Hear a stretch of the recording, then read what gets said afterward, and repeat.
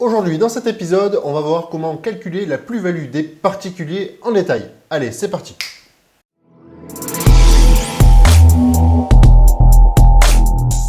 Salut les futurs rentiers, c'est Ben de revenuspassifs.fr pour vous aider avec votre fiscalité. Avec nous, vous trouverez les meilleurs conseils et astuces. Alors, si vous êtes nouveau ici, pensez à vous abonner et activer les notifications.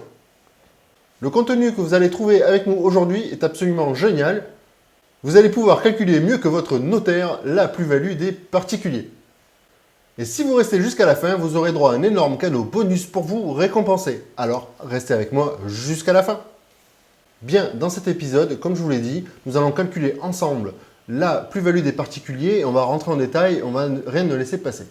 Bien, pour rappel, tu le sais déjà, la plus-value, finalement, c'est le prix de vente moins le prix d'achat. Ça, effectivement, tout le monde le sait. Effectivement, c'est quelque chose de global. Mais en fait, il va falloir rentrer un peu plus en détail, un peu plus fin, et on va essayer de comprendre ça tous ensemble. Alors, déjà pour commencer, il y a la notion, effectivement, de plus-value nette. Alors, la plus-value nette, qu'est-ce que c'est? Eh bien, c'est la plus-value brute moins l'abattement. L'abattement qui, effectivement, est progressif au fur et à mesure du temps. Nous allons le voir par la suite. Là, nous allons nous concentrer sur la plus-value brute.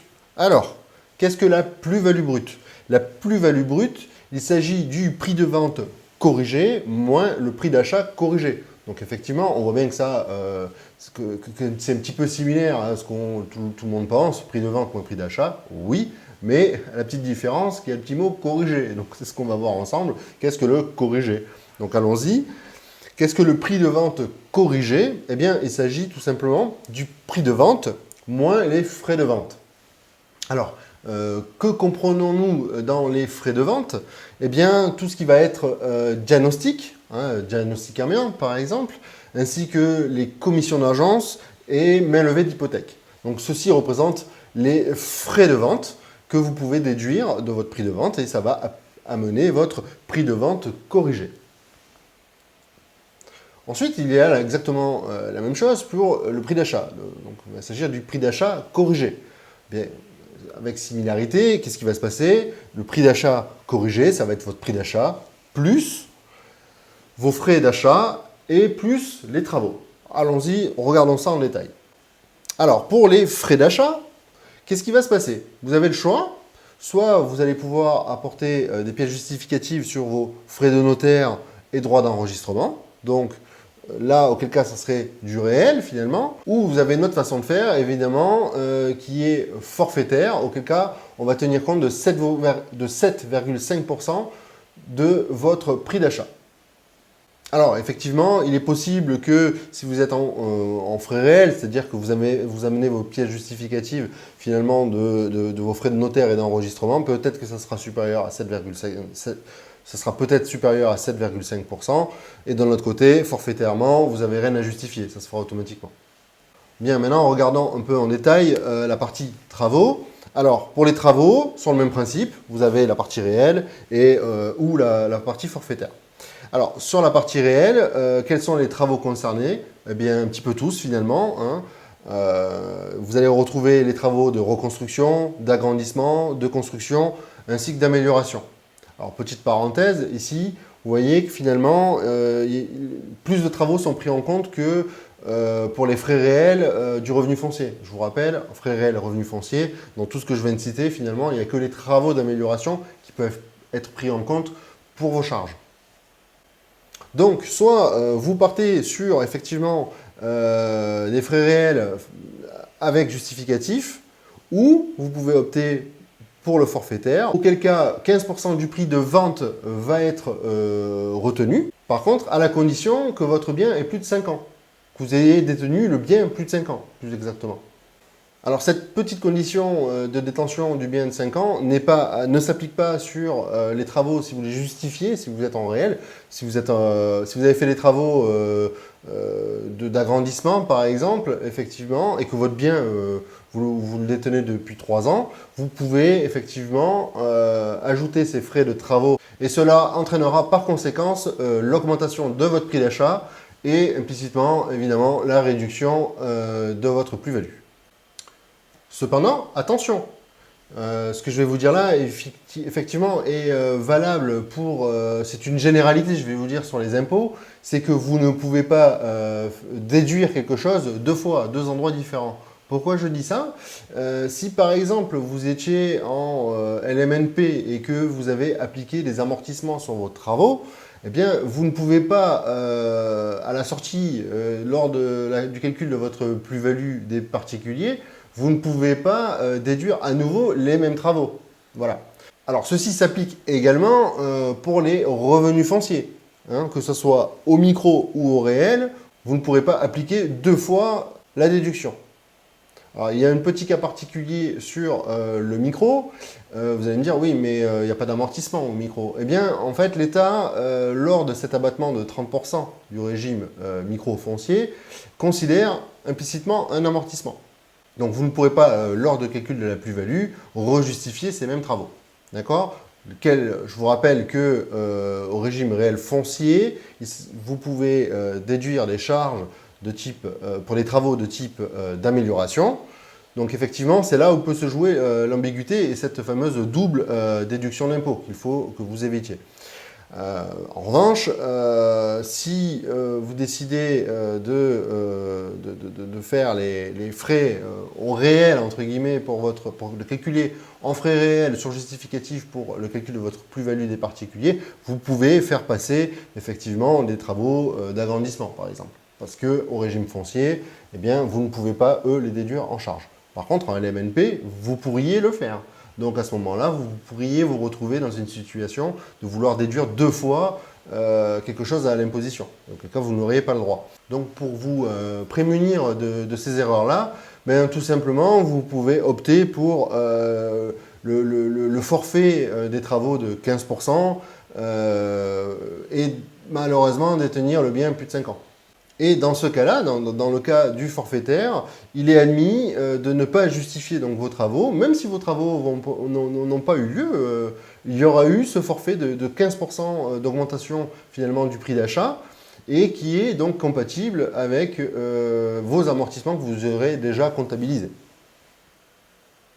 Donc, au final, vous ne prenez pas de risque en exploitant cette méthode-là.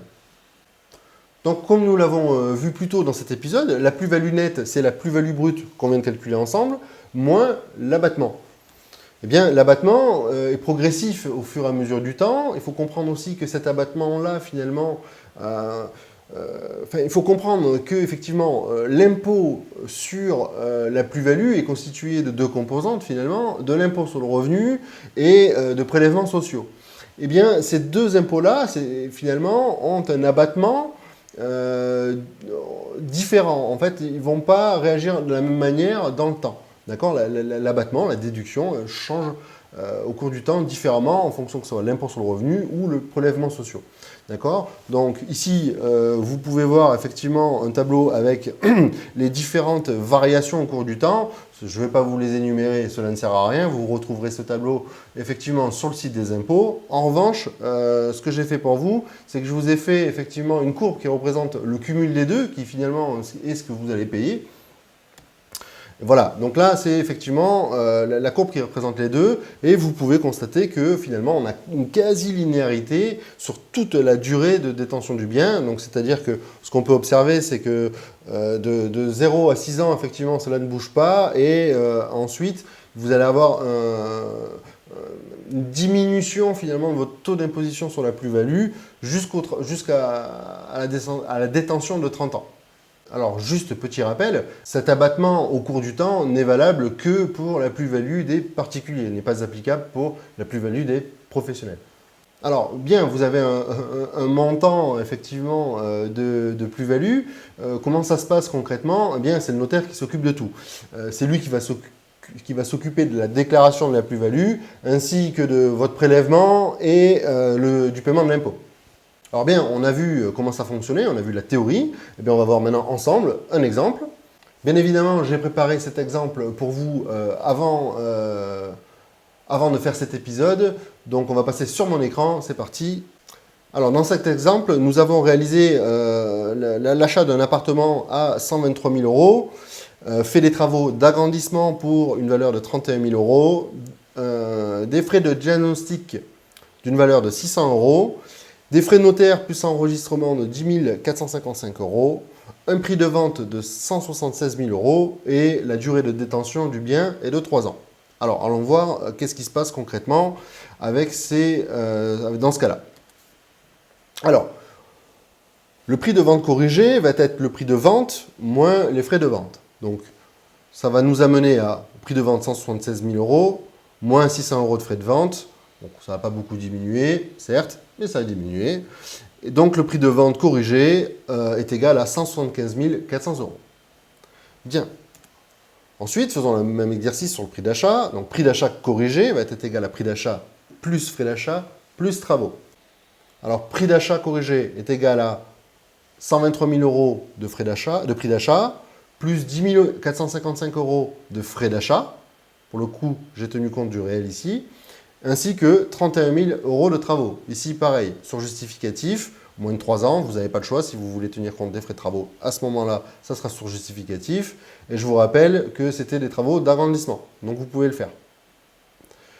Si vous étiez au revenu foncier. Donc, le prix d'achat corrigé, finalement, nous amène à la modique somme de 164 455 €. Donc là, vous voyez, pour le coup, on est passé de 123 000 à 164 000. Donc là, bon, pour le coup, c'est une grosse différence. Bien, maintenant que nous avons calculé notre prix d'achat corrigé, notre prix de vente corrigé, bien qu'est-ce qui se passe? Nous avons la plus-value brute qui va donc être égale à 175 400 moins 164 455 €, ce qui nous amène à une plus-value brute de 10 945 €. Donc voyons voir maintenant quelle est l'imposition et combien sur cette plus-value et combien nous allons devoir payer d'imposition. Donc nous sommes à 3 ans de détention, et bien malheureusement il n'y a pas eu d'abattement. D'accord, donc on va payer les impôts plein pot, c'est-à-dire 36,2% de la plus-value. Donc l'impôt va être égal à la plus-value brute fois 36,2%. Donc avec les chiffres de notre exemple, ça nous fait une plus-value de 10 945 € fois 36,2%, ce qui est égal à 3 962 €. Donc dans le cas très précis de cet exemple, l'imposition que vous allez payer pour la plus-value de ce bien-là sera de 3 962 €. Alors que nous aurions très bien pu penser, sans connaître les calculs en détail, que la plus-value aurait été de 176 000 moins 123 000, ce qui nous aurait fait 53 000 de plus-value brute, auquel cas nous aurions appliqué 36,2%, ce qui nous aurait fait un montant total d'imposition de plus de 19 000 €. Donc on voit bien ici l'importance de connaître la fiscalité immobilière. Bien, et comme je suis sympa, je vous ai fait un deuxième exemple, allons-y. Donc ici, nous avons acheté un appartement à 146 000 €, nous avons fait des travaux d'amélioration pour 17 000 €, nous avons des frais de diagnostic de 500 €, frais de notaire plus enregistrement 12 410 €, pour un prix de vente de 196 000 € et avec une durée de détention de 7 ans. Donc notre prix de vente corrigé, qui était donc égal au prix de vente moins frais de vente, va donc être égal à 196 000 moins 500 €, ce qui nous fait 195 500 €. Donc notre prix d'achat corrigé, il est égal à 146 000 € prix d'achat, plus 10 950 €, ici pour le coup j'ai tenu compte des 7,5% forfaitaires, ainsi que des coûts de travaux qui sont de 21 900 €. Pareil, j'ai tenu compte des 15% forfaitaires. Je vous rappelle que nous avons 7 ans de détention, donc nous pouvons appliquer ces 15%. Bien, à ce moment-là, le prix d'achat corrigé va être de 178 850 €. Notre plus-value brute est donc de 195 500 moins 178 850, ce qui représente une plus-value brute de 16 650 €. Bien, concernant notre abattement, cette fois-ci, nous avons détenu le bien 7 ans. Donc effectivement, nous commençons à avoir de l'abattement. Et au bout des 7 ans, effectivement, notre taux d'imposition se retrouve à 33,35% de la plus-value brute, qui, je vous le rappelle, est de 16 650 €. Donc, votre montant d'imposition totale sur la plus-value des particuliers à ce moment-là sera de 5 552 €. Donc, on voit encore ici qu'effectivement, l'écart entre le prix de vente et le prix d'achat était quand même relativement important, qui était de l'ordre de 50 000 €. Si effectivement nous avions fait un calcul sur le montant de l'imposition de la plus-value sur entre guillemets une méthode simplifiée, prix de vente moins prix d'achat, ça nous aurait amené l'imposition à 16 675 €. Or, ici, en faisant les calculs proprement et en intégrant notamment les frais de travaux forfaitaires, on voit qu'on arrive à tomber à l'imposition à 5 552 €. Voilà. Bien, vous savez tout sur la plus-value des particuliers. Et maintenant, vous allez pouvoir anticiper toute votre stratégie immobilière. Compromis, voici votre cadeau. Si vous voulez optimiser votre fiscalité pour ne plus payer d'impôts, j'ai le plaisir de vous offrir une formation 100% facile.